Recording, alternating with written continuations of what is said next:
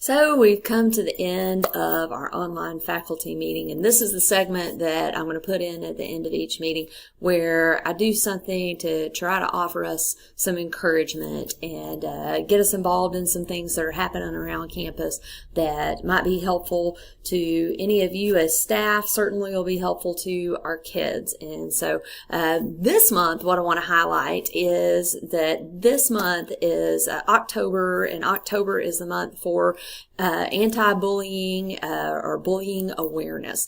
And so it's a national observation, and it's something that we've taken really seriously at Timberview.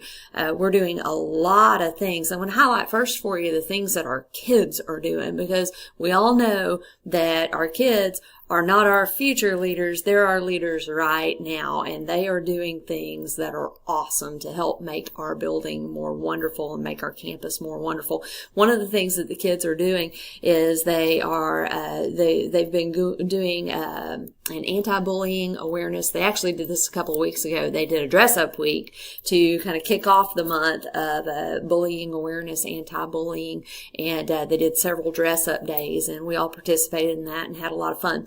The next thing that I've seen that they've been doing is they've done this huge door decorating contest. And so, staff, you all have been involved in that, and I've seen some awesome door decorations. One of my favorites is one that actually encourages students and staff to create notes and pass them on to somebody else, kind of a pay it forward kind of thing. Another thing that I've seen the kids do, I've seen the kids walk up and hand me notes. They walked up and handed me a note that says maybe some sort of a personal encouraging message, and I've found those extremely encouraging to me. There's nothing better than getting a great note from a kid. And so those have happened, and then they encourage you to pass it forward. Well, when a kiddo's asking you to pay it forward in kindness, I mean, how do you resist that? Had kiddos outside putting notes on staff cars. I thought that was really cool and very special, and they signed their names to them and everything. So the kids are really getting involved in a lot that's going on to try to reduce bullying and try to increase kindness. When we increase kindness and empathy, we decrease bullying behaviors. And so that's an important thing for us to know. We have an awesome book study that Miss Wilson started over this book, Wonder, that I have right here. I can put it in front of my face, wherever else. The book Wonder. I have not cracked it open yet, but I am going to, because I want to be a part of this. This is an awesome book, and it is a story that, as I understand it, touches your heart very much, but it also talks about a character who needs some extra kindness and how people respond to that. And so it's really cool to be able to bring out books that our students can enjoy and that us adults can enjoy as well, and that they promote a positive message. So big thanks to Miss Wilson for starting this community-wide book study of Wonder. We have been participating in, you'll see it again, Unselfie. This is the book by Dr. Michelle Borba that speaks to empathy and the importance of teaching empathy in our kids. And so the more that we can promote empathy in our kids and even in ourselves, because it's important for us as adults to model empathy for our kids, then the more we're going to reduce incidences of students being unkind to one another and bullying behaviors that we often hear of. And so Unselfie, we are on chapter 6. We are running this thing entirely off of my blog, so anybody can participate at any time whenever they feel like it. And you don't have to have even started the book. You can go buy it now, or you can borrow it from me when I'm finished with it, and you can read it, and you can still go back and respond to some of the commentary that's been going on in our book study. We've had some really good comments and good feedback there. Great strategies. One more thing that our office staff is doing. Our office staff meets every Monday, and we do that so that we can be together, so that we can model collaboration for our teams, for our students, and just so that we can be on the same page together in terms of customer service and the things that we're doing to try to help serve our community. But what we are doing in our office staff is Miss Parton was kind enough to start a book study with our office staff. So this is book number 3 I'm reading right now. It's called Daring Greatly. I'm trying to turn it where you can see it here because I'm working opposite here. But it's called Daring Greatly. It's by Brene Brown.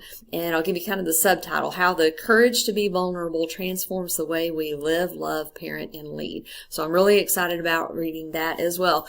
Yet again, another example of how empathy and being in touch with the way we interact with one another, our relationships. Relationships are everything, my friends. And so how our relationships impact the positive functioning of our work together. And so that's a really good thing as well.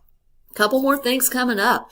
We're getting ready to send a team of teachers and administrators and counselors out to the Texas Restorative Practices Conference. This is the big state conference that I understand started not too long ago, but they're trying to make this an annual event. And we're sending the team out to explore restorative practices. What are some alternatives to suspending students, putting students in ISS when they exhibit behaviors that are not things that we hope they would do as Timberview students? And so we're beginning to dip our foot into that. And we're going to come back with some really good ideas and things that we can put into place to make, again, our campus a more empathetic and understanding of one another kind of campus. Rachel's Challenge is coming up in January. Yet another way that we can promote kindness and reduce behaviors that are unkind or bullying or aggressive or those kinds of things. And so we look forward to bringing that in January. And then finally, I want to promote this. This is something that our district has put together. It is free of charge to any staff member, any student, any parent and family member, anybody in our community. The ROCK campaign, Reaching Out with Character and Kindness, has put together a bullying prevention summit. This is a big deal. It's happening over at the KCAL campus, our brand new campus, and it's over there where South Keller Intermediate used to be, right next door to our friends at Indian Springs. Come out for even part of the ROCK Bullying Prevention Summit, and you'll learn some things that are really valuable as well. We're working really hard to make sure that we're establishing and continuing an environment of kindness. And the beautiful thing is, our kiddos are abundantly kind. We have a handful of behaviors out of over 1,250 students in our building. We have a handful of behaviors that we deal with from time to time that are unkind or bullying or aggressive, out of well over 1,250 kids. So we've got a lot of students doing the right thing, and we have to remember that. We have to put that in perspective. Continue to love our kids. That's our number one job. When we love our kids, we have those positive relationships with our kids, then we're able to get to the curriculum, and that's the happiest, healthiest way to be. It's better for our kids. It's even better for us. It makes our job more fun as well. So that's my encouraging word for this faculty meeting. Thank you for tuning in, and make sure that you go in and comment on the blog to let me know what your takeaway is from the faculty meeting. You can pick one, you can pick multiple.